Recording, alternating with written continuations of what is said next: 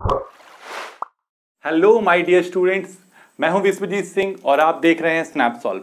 आज हम एक चैप्टर करने वाले हैं एसिड, बेस एंड सॉल्ट, जिसका कि पार्ट 3 हम आज कर रहे हैं। पार्ट 2, पार्ट 1 हम पहले ही कर चुके हैं, उसको पहले आप जाके देख लीजिए, तो जाके आपको ये पार्ट 3 वाला वीडियो ज़्यादा अच्छे से समझ में आएगा।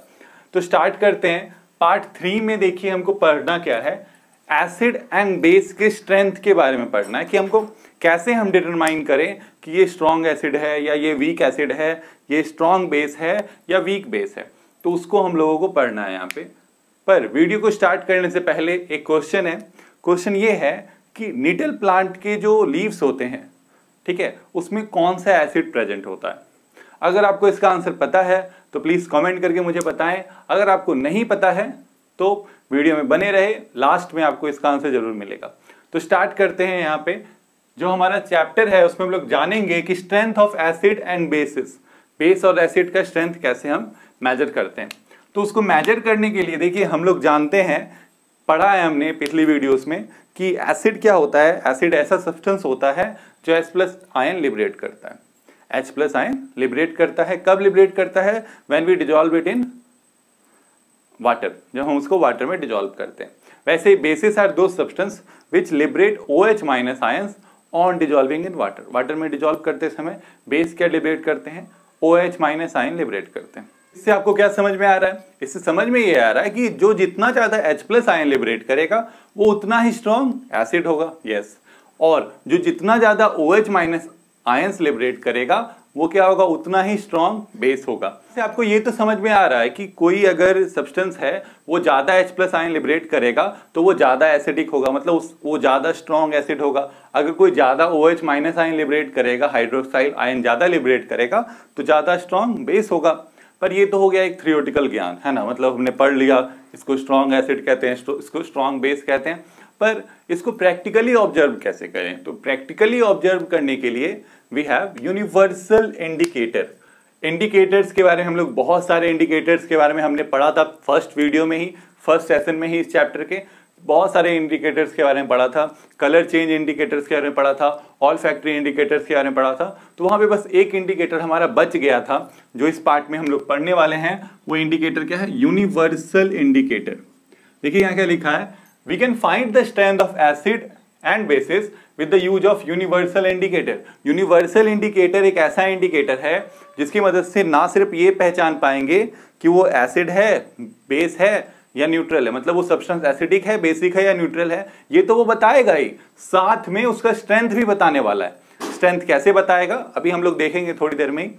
तो हाँ, अब ये यूनिवर्सल इंडिकेटर होता क्या है? तो universal indicator is a mixture of several indicators.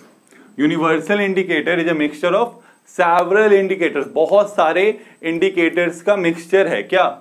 Universal indicators, बहुत सारे इंडिकेटर्स का। इसी रीजन से ये एसिड में अलग कलर देता है। अगर कोई सब्सटेंस न्यूट्रल है तो उसमें अलग कलर देगा, कोई सब्सटेंस बेसिक है तो उसमें अलग कलर देगा। इवन कि अगर कोई स्ट्रॉन्ग एसिड है तो उसमें अलग कलर, कोई वीक एसिड है तो अलग कलर, स्ट्रॉन्ग बेस है तो अलग कलर, वीक बेस है तो अलग कलर। हर एक तरह के कलर्स ही आपको प्रोवाइड करता है। And with the help of colours हमको पता लगता है कि स्ट्रॉन्ग एसिड है, वीक एसिड है, न्यूट्रल है, वीक बेस है या स्ट्रॉन्ग बेस है। तो देखिए सेकंड पॉइंट क्या कह रहा है। सेकंड पॉइंट हमारा कहता है the universal indicator shows different colours at different concentration of H+ ions, hydrogen ions in a solution. एक सॉल्यूशन में H+ आयन का कितना कंसंट्रेशन है उसी के हिसाब से जो यूनिवर्सल इंडिकेटर है वो डिफरेंट कलर शो करता है। पर H+ आयन क्यों? OH- आयंस भी तो होते हैं। OH- आयन का कैसे पता लगेगा? तो एक एग्जांपल लेके यहाँ पे समझते हैं। जैसे मान लीजिए कि कोई एक एसिड है, हाइड्रोक्लोरिक एसिड, ये वाटर के साथ हम इसको मिक्स कर रहे हैं तो क्या हो रहा है?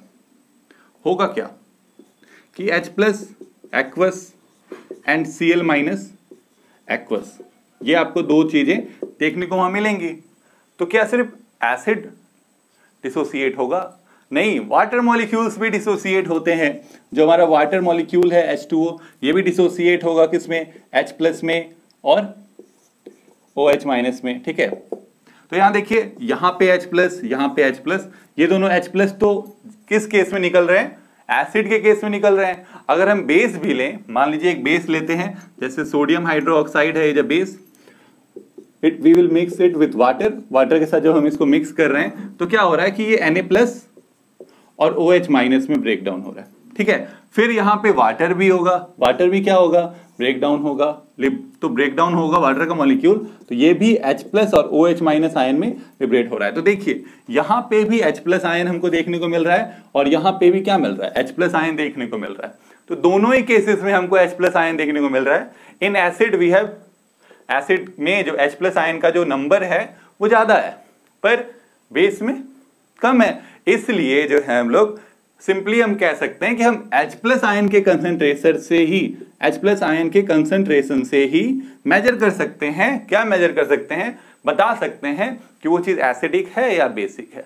ज्यादा H+ आयन एसिडिक, कम H+ आयन बहुत कम बेस, है ना। बीच में होगा तो थोड़ा वीक बेस, थोड़ा और ऊपर आएंगे, थोड़ा मतलब H+ आयन का क्या होगा, कंसंट्रेशन थोड़ा सा और बढ़ा दिए तो वो एसिडिक हो जाएगा, बहुत ज्यादा बढ़ा दिए तो स्ट्रॉन्ग एसिड में वो कन्वर्ट हो जाएगा।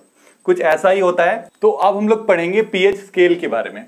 पीएच स्केल क्या होता है, पीएच स्केल देखिए यहाँ पे एक ड्रॉ किया हुआ है, इसी टाइप का एक स्केल होता है विच शोस अस पीएच।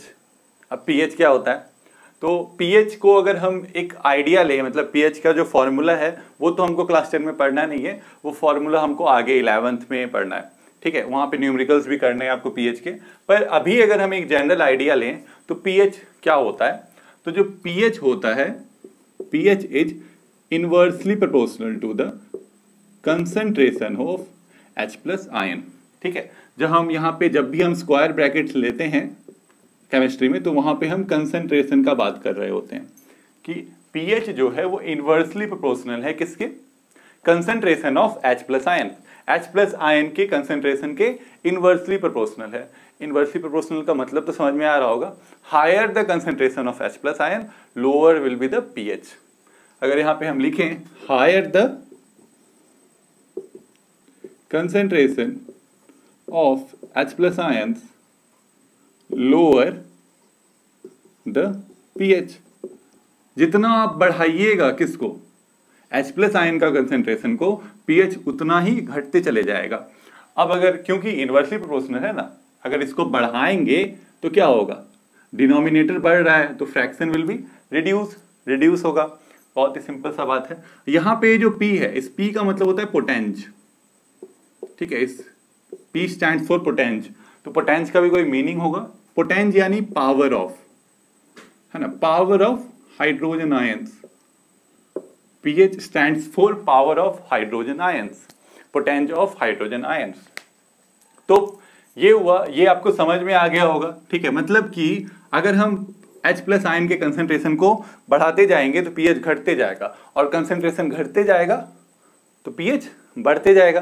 तो यहाँ पे जो है हम लोग डिफरेंट वैल्यूज जो है पीएच की निकाली गई, अलग अलग सॉल्यूशंस लेके, जब पीएच के बारे में जानकारी इकट्ठा की जा रही थी। ठीक है, पीएच का फॉर्मूला डिराइव हुआ होगा, उस टाइम में अलग अलग सॉल्यूशंस से अलग अलग पीएच का वैल्यू निकाला गया होगा।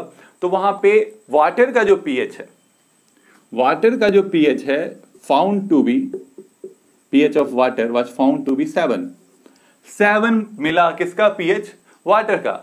And water is neutral in nature. पता है वाटर क्या है, वो न्यूट्रल है। क्यों न्यूट्रल है, चलिए वाटर को अगर हम एक बार फिर से फर्दर, अगर H2O जो है हमारा, उसको अगर हम ब्रेक डाउन करें तो H+ और OH- आयंस में टूटता है। तो आप देख सकते हैं जितना H+ आयंस उतना ही क्या, OH- आयंस। जितने H+ आयन है वाटर के मॉलिक्यूल में, उतने ही तो OH- आयंस भी हैं। दोनों जब बराबर हैं तो इट इज न्यूट्रल ना। अगर H+ आयन ज्यादा होगा तब ना एसिडिक, OH- आयन होगा ज्यादा तब ना बेसिक। जब दोनों बराबर तो it is neutral, water is neutral. तो इसलिए pH of water was found to be 7। जब पीएच ऑफ वाटर को 7 माना गया, यानी कि 7 is the pH of neutral substance. कोई भी सब्सटेंस अगर न्यूट्रल है उसका पीएच कितना होगा, 7 होगा। तो अब आपको समझ में आ रहा होगा एक चीज कि 7 पीएच से अगर हम पीछे जाएं, मतलब यहां पे अगर हम बात करें, ये पीएच क्या है, 7 किसके लिए है, न्यूट्रल के लिए वाटर का पीएच है। अगर इससे हम पीछे की तरफ जाएं, मतलब इस तरफ जाएं, तो पीएच घट रहा है। 7 से 6, 5, 4, 3, 2, 1, है ना। pH घटेगा तो क्या होगा, concentration of H+ ions increases, यही ना मतलब है। अगर हम पीछे जा रहे हैं तो यानी H+ आयन का कंसेंट्रेशन इंक्रीज हो रहा है, H+ आयन का कंसेंट्रेशन इंक्रीज हो रहा है तो क्या इंक्रीज हो रहा है, acidic nature increases, acidic nature increase हो रहा है। मतलब किसी सब्सटेंस का अगर pH 7 से कम है तो then it is acidic in nature, वो एसिडिक नेचर का होगा, है ना। जैसे जैसे हम पीछे जाएंगे 6, 5, 4 जो है हमारे 6, 5, 4 they will be weak acid, weak acid होंगे, थोड़ा pH जो आपका H+ आयन का कंसेंट्रेशन है वो थोड़ा कम है। और पीछे जाइए 3, 2, 1 they will be strong acid, वो क्या होंगे, स्ट्रॉन्ग एसिड्स होंगे। क्यों स्ट्रॉन्ग एसिड होंगे, क्योंकि pH वहां पे क्या हो रहा है, कम होते जा रहा है ना। तो इसलिए क्या होगा, pH कम हो रहा है, H+ आयन का कंसेंट्रेशन बढ़ रहा है, तो स्ट्रॉन्ग एसिड्स, ठीक है। अब इसी का अगर अपोजिट करें, हम 7 से आगे बढ़ते हैं, इधर अगर हम बढ़े 7 से उस तरफ बढ़ रहे हैं 14 के साइड, तो हमको देखिए क्या मिल रहा है। जब हम 7 से इस तरफ बढ़ रहे हैं तो कंसेंट्रेशन क्या हो रहा है H+ आयन का, अगर 7 से 14 बढ़ रहे हैं तो pH बढ़ रहा है, pH का वैल्यू बढ़ेगा, pH का वैल्यू बढ़ेगा तो pH is inversely proportional to the concentration of H+ ion, hence the concentration of H+ ion will decrease. क्या होगा, डिक्रीज होगा। अगर H+ आयन का कंसेंट्रेशन डिक्रीज होगा देन बेसिक नेचर क्या होगा, बेसिक नेचर इंक्रीजेस। इस साइड में 7 से पीछे जाएंगे तो एसिडिक नेचर बढ़ेगा, 7 से आगे बढ़ेंगे 14 की तरफ तो we will found basic nature, ठीक है, बेसिक नेचर बढ़ेगा। तो ये pH आप 0 to 14 या 1 to 14 मान सकते हैं, ठीक है। pH का वैल्यू है, आपको समझ में आ रहा होगा। अब यहां पे यूनिवर्सल इंडिकेटर का क्या काम है, अभी तो हमने यूनिवर्सल इंडिकेटर के बारे में भी पढ़ा।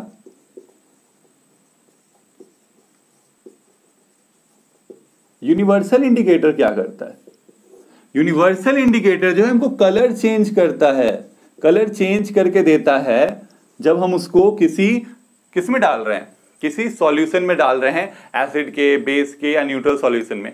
सिंपली हमने वाटर में उसको डाल दिया, मान लीजिए जब हमने उसको वाटर में डाला, किसको, यूनिवर्सल इंडिकेटर को, the colour change was green, जो उसका कलर है वो ग्रीन कलर दिखाई दिया हमको। ग्रीन कलर कहाँ है, यहीं पे आपको मिलेगा जब आप pH स्केल देखिएगा, ठीक है, नेट पे आप सर्च करके देख सकते हैं। तो green is the colour of 7th pH, ठीक है, जिसका pH 7 है उसका कलर क्या है, ग्रीन है, ठीक है। तो आपको जब आप वाटर में डिप करते हैं, ठीक है, प्योर वाटर में जब हम डिप करेंगे तो हमको ग्रीन कलर का दिखाई देगा यूनिवर्सल इंडिकेटर।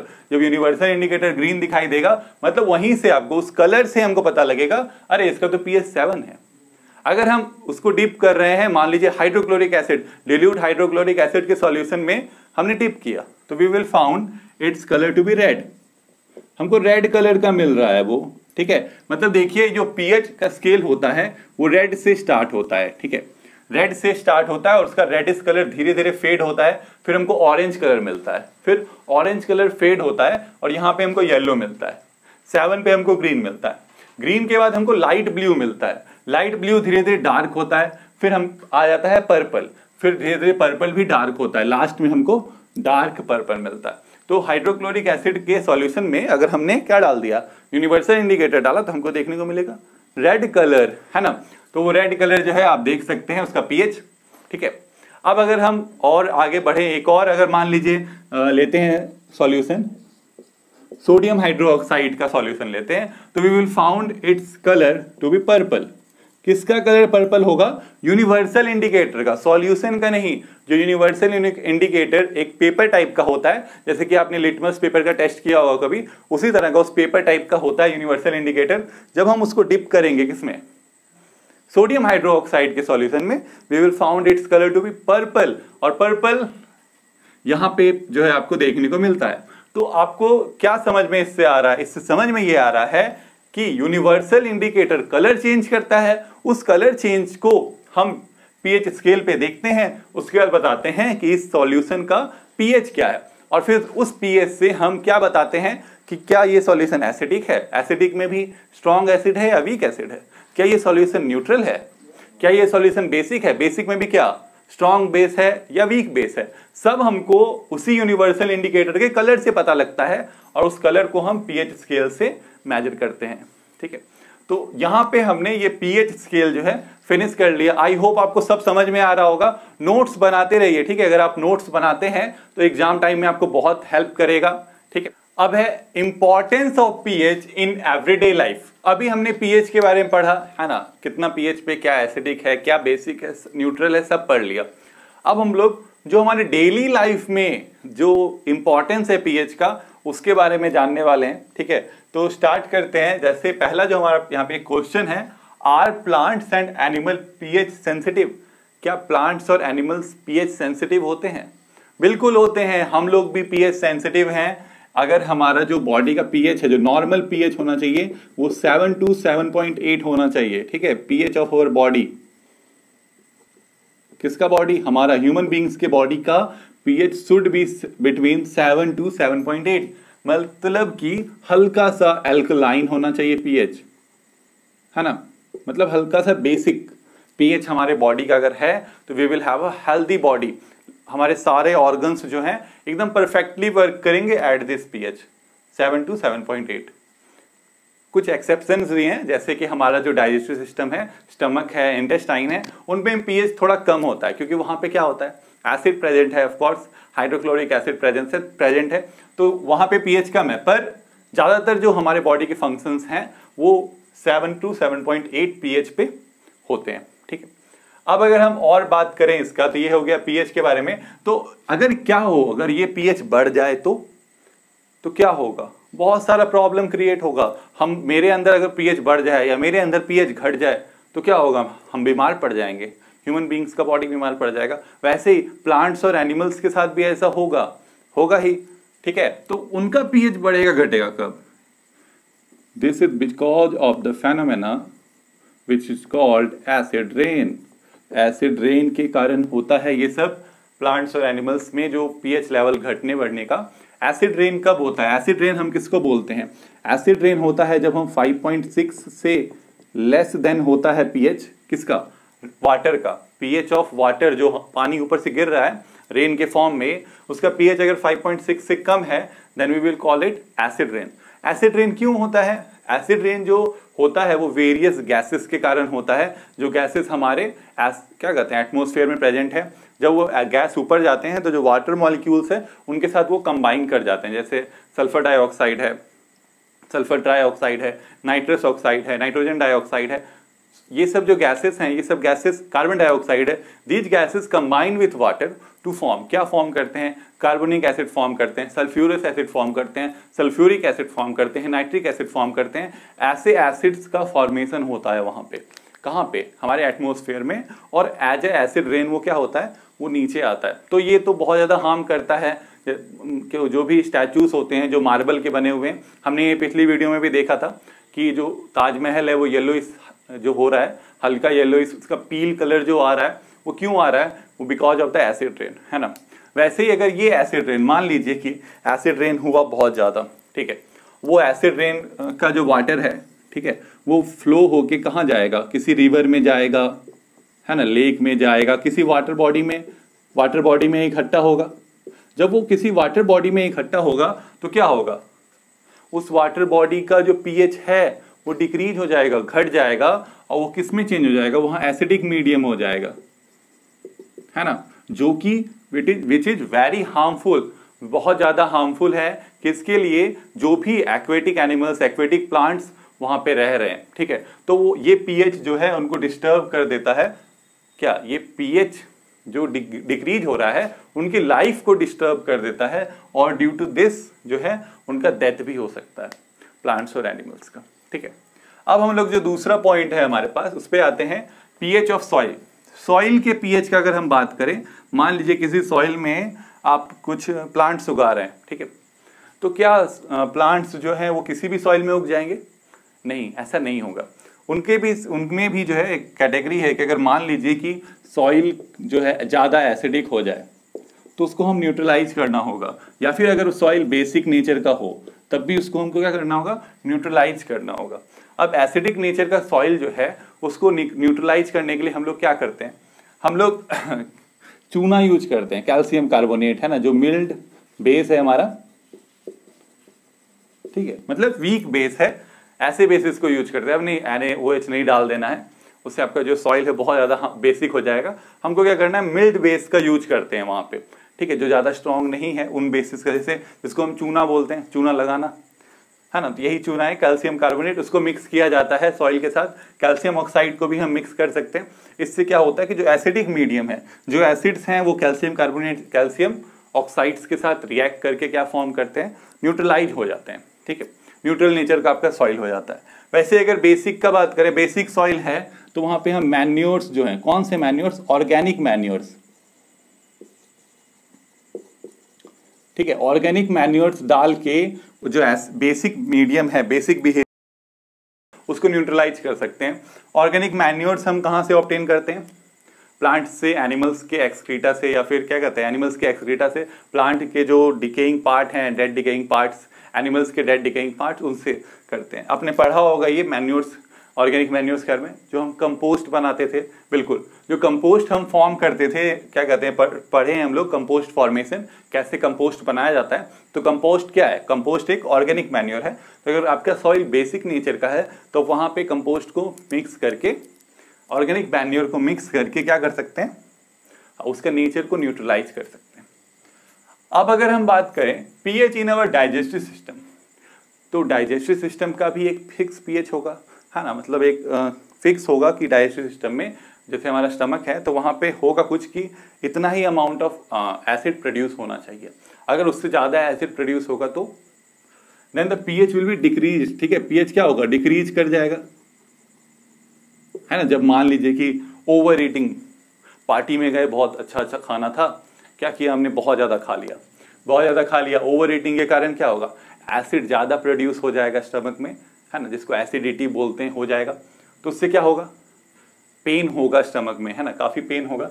तो उस समय हम लोग क्या करते हैं, उस समय हम लोग एक्सटर्नली एक बेस हम लोग लेते हैं बॉडी के अंदर, जिससे कि हमारे जो एसिड ज़्यादा प्रोड्यूस हुआ है स्टमक में वो न्यूट्रलाइज हो जाए, है ना।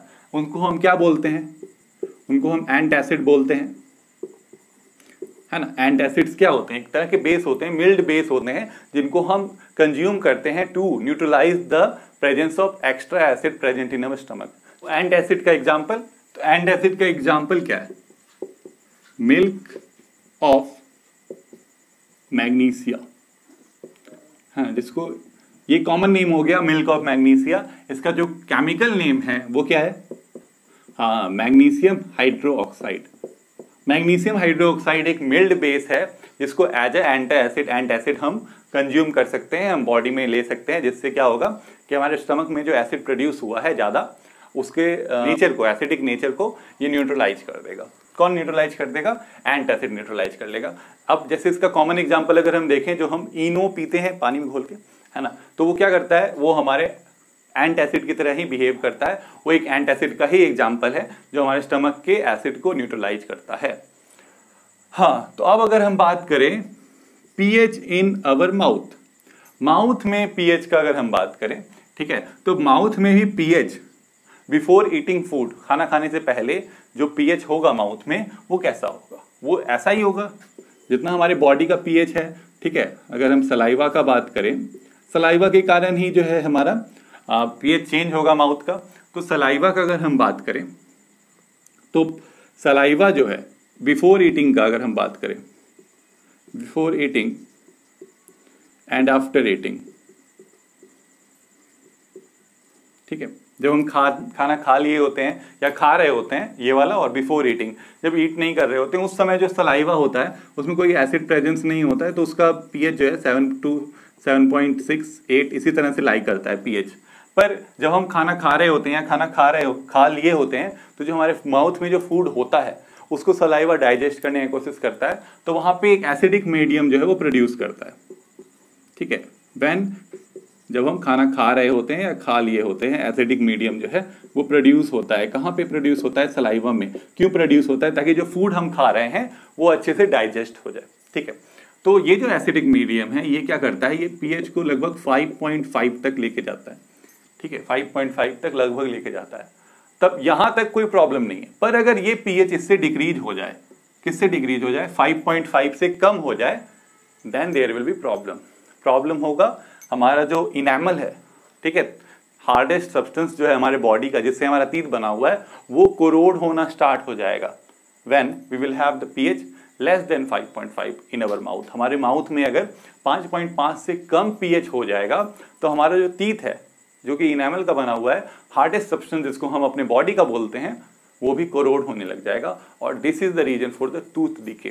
जो हमारा टीथ का जो डिके होता है, दांत सड़ना, गलना, टूटना, ये सब आपका होगा, ठीक है। तो इसलिए जो है जब आफ्टर ईटिंग रात में ब्रश करना इज इम्पॉर्टेंट, ठीक है, बहुत इंपॉर्टेंट है। उससे क्या होगा कि आपके दांत में कोई फूड पार्टिकल्स जो हैं वो नहीं प्रेजेंट होंगे, और वो फूड पार्टिकल्स आपके जो है जब हम कुल्ला करेंगे, मतलब पानी का गलाला करेंगे, तो बाहर आ जाएगा। और अगर आप नहीं करते हैं ब्रश, दांत में कोई फूड पार्टिकल फंसा हुआ रह जाता है, रात में आप सो जाते हैं, तो जो बैक्टीरियाज हैं आपके आसपास, ठीक है, वो आपके माउथ में आते हैं उस फूड को क्या करने के लिए, कंज्यूम करने के लिए। और उस फूड को कंज्यूम करते समय वो क्या करते हैं, वो भी एसिड रिलीज करते हैं ऑन योर टीथ, टीथ पे एसिड रिलीज करते हैं, और ताकि वो फूड डाइजेस्ट करे और फिर उनको वो इनगल्फ कर जाए। तो वहां पे जो फूड डाइजेस्ट होगा वो एसिड रिलीज करेंगे, तो वहां पे हो सकता है कि आपका पीएच कम हो जाए 5.5 से, and this will be the reason for your tooth decay. तो अब हम लोग जो हमारा यहाँ पे एक और टॉपिक है वो है बी स्टिंग का बात अगर हम करें या एंट स्टिंग का बात करें, तो बी स्टिंग या एंट स्टिंग में कोई एसिड प्रेजेंट होता है। अच्छा, मधुमक्खी ने काटा ही होगा, है ना। जब वो काटता है, ठीक है, क्यों काटता है, क्योंकि उसको डर लगता है कि ना उसके जो आसपास के, जैसे हम अगर उसको उसके छत्ते के पास चले गए तो उसको फियर हो जाता है, डर हो जाता है क्या, कि ये मुझे नुकसान पहुंचाने के लिए आया है, तो वो सेल्फ डिफेंस में वो काट लेता है। तो काटने पे वो कौन सा एसिड रिलीज करता है पता है, एसिड रिलीज करता है उसका स्टिंग हमारे बॉडी पे जहां पे वो काटता है। तो कौन सा एसिड रिलीज होता है, methanoic acid. Methanoic acid release होता है बोथ इन बी स्टिंग और एंट स्टिंग, दोनों में कौन सा एसिड प्रेजेंट होता है, मेथनोइक एसिड प्रेजेंट होता है। तो मेथनोइक एसिड जो है, इसका अगर हम बात करें तो इसको अगर हम कॉमन नेम जाने इसका, इसको हम फॉर्मिक एसिड भी बोलते हैं, ठीक है, कॉमन नेम होता है। ये क्या है, ये इसका केमिकल नेम है, ये क्या है, इसका कॉमन नेम है। कॉमन नेम क्या होता है, जैसे कॉमन नेम हो गया, जैसे हम लोगों का नेम होता है, कुछ नाम जो है ऑन पेपर होता है, कुछ नेम जो हम घर में लिया जाता है ना। जैसे आप लोगों का भी कोई निक नेम होगा, कुछ इसी टाइप का जो मेथनोइक एसिड है उसका एक निक नेम है, कॉमन नेम है यहाँ पे फॉर्मिक एसिड। तो ये जो है आपका जो बी स्टिंग है, तो बी स्टिंग में क्या होगा, मेथनोइक एसिड होगा। अब अगर एसिड है वहां पे तो उसको न्यूट्रलाइज करना होगा। न्यूट्रलाइज करने के लिए we will have to apply base on it, है ना। तो हम लोग क्या अप्लाई करते हैं, बेस अप्लाई करते हैं, मिल्ड बेस अप्लाई करेंगे, ठीक है। हमेशा कौन सा बेस अप्लाई कर रहे हैं, मिल्ड बेस अप्लाई कर रहे हैं। ऐसा नहीं है कि कोई स्ट्रॉन्ग बेस आप अप्लाई कर दें, अपना हाथ ही जला ले, उस चक्कर में हमको क्या करना है, हमको मिल्ड बेस अप्लाई करना है, जैसे कि हमारा बेकिंग सोडा है ना। तो बेकिंग सोडा अप्लाई करने से क्या होगा कि जो ये एसिड है ये बेस के साथ रिएक्ट कर जाएगा, तो क्या होगा, वहां पे दोनों एक दूसरे को न्यूट्रलाइज करेगा और हमको रिलीफ मिल जाएगा पेन से। हमने यहाँ क्या किया, हमने importance of pH in everyday life जो है वो फिनिश किया है, ठीक है। तो नोट्स बनाते रहिए, मैं फिर से आपको कहूंगा इसका नोट्स बना लीजिए, तो एग्जाम टाइम में आपको बहुत यूजफुल होगा। अभी नोट्स नहीं बना पा रहे हैं तो आप स्क्रीनशॉट भी ले सकते हैं। Natural sources of some acids, है ना, सम एसिड्स के नेचुरल सोर्सेस, कुछ एसिड्स हैं जो हमको नेचर से मिलते हैं, नेचुरल सोर्सेस हैं उसके जो हमारे चारों तरफ हैं, ठीक है। उनके बारे में हम यहाँ पे कुछ एग्जांपल्स लेके समझने वाले हैं। जैसे जो विनेगर होता है, विनेगर में कौन सा एसिड होता है, एसिटिक एसिड होता है। Acetic acid is a common name है। इसका केमिकल नेम क्या है, इसका केमिकल नेम है इथेनोइक एसिड। इसको हम क्या बोलते हैं, इथेनोइक एसिड जो है इसका केमिकल नेम है, ये कॉमन नेम है एसिटिक एसिड। ऑरेंज का बात करें तो ऑरेंज के अंदर जो है सिट्रिक एसिड प्रेजेंट होता है। टमाटो में कौन सा एसिड प्रेजेंट होता है, ऑक्सैलिक एसिड प्रेजेंट होता है। सॉर मिल्क या फिर जिसको हम कर्ड बोलते हैं उसमें क्या प्रेजेंट होता है, उसमें लैक्टिक एसिड प्रेजेंट होता है।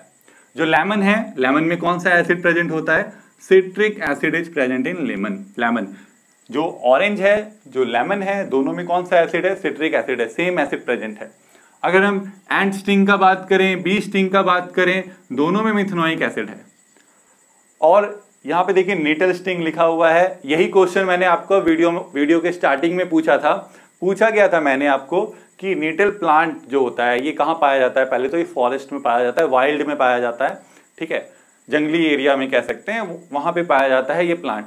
इस प्लांट के लीव्स में एक हेयरी टाइप के स्टिंग्स लगे हुए होते हैं, उनमें कौन सा एसिड प्रेजेंट होता है? यही मैंने क्वेश्चन पूछा था। तो वहां जहां इसका जो आंसर होगा, इसका भी वही एसिड इसमें प्रेजेंट है। कौन सा एसिड प्रेजेंट है? मिथेनोइक एसिड प्रेजेंट होता है उसके भी स्टिंग्स में। निटल प्लांट के स्टिंग्स में भी मिथेनोइक एसिड प्रेजेंट होता है, यानी कि अगर वो आपको चुभ जाए तो वैसा ही पेन होगा जैसा बी के काटने के बाद होता है, ठीक है, काफी ज्यादा पेन होता है। तो ये निटल स्टिंग में भी कौन सा प्रेजेंट होता है एसिड? मिथेनोइक एसिड होता है। तो यहाँ पे जो है हमने जो क्वेश्चन पूछा था आपसे वीडियो के स्टार्टिंग में, उस क्वेश्चन का आंसर भी आपको मिल गया कि निटल स्टिंग में मिथेनोइक एसिड प्रेजेंट होता है। और यहीं पे जो है आपका इस पार्ट का वीडियो यहाँ पे फिनिश होता है। स्नैपसॉल्व को जरूर आप सब्सक्राइब करें, वीडियो को लाइक करें, अपने दोस्तों के साथ शेयर करें। और अगर आपको पढ़ाई के समय डाउट्स होते हैं, ठीक है, तो उन डाउट्स को आप क्लियर करने के लिए स्नैपसॉल्व का ऐप डाउनलोड कर सकते हैं, जो कि आपको प्ले स्टोर पे मिल जाएगा। उस ऐप से क्या होगा कि आप जो भी डाउट हैं आपके पास, वो आप इजीली उनको क्लियर कर सकते हैं। Thank you.